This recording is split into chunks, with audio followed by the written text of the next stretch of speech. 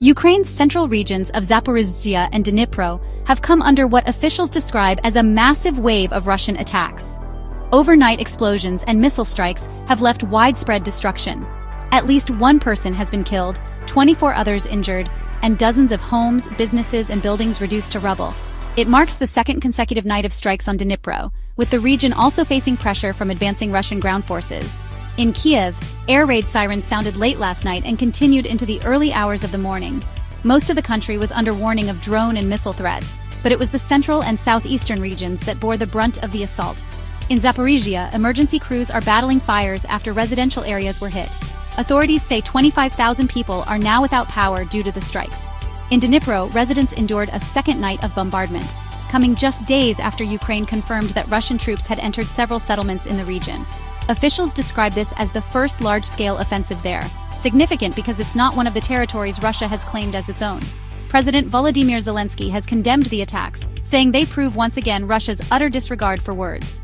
Instead of preparing for peace talks, Zelensky accused Moscow of planning fresh strikes. He urged the international community to turn words into real action.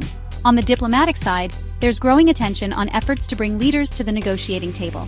Former United States President Donald Trump has been pushing for a one-on-one meeting between Zelensky and Vladimir Putin, suggesting it could pave the way to a ceasefire. Trump had set a 2-week deadline for progress, a deadline that expires this coming Monday. Zelensky, when asked about it, noted that several such deadlines have already come and gone, with little movement on the ground. The reality, analysts say, is grim. While diplomatic channels remain open, Russia has shown no signs of slowing its offensive. Instead, Moscow has intensified its strikes, particularly on Ukraine's energy infrastructure and military sites, a strategy aimed at weakening Ukraine's defenses and stretching its resources thin. Russian Foreign Minister Sergei Lavrov has also made it clear that unless there is a clear agenda, Moscow has no interest in sitting down for negotiations. For now, Zelensky insists Ukraine is ready to talk, but only if it's serious and meaningful.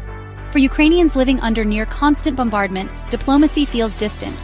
With power cuts, homes destroyed, and lives lost, the immediate reality is survival. The war grinds on, with no ceasefire in sight and little appetite from Moscow to end the fighting. Katie Watson, BBC News, Kyiv.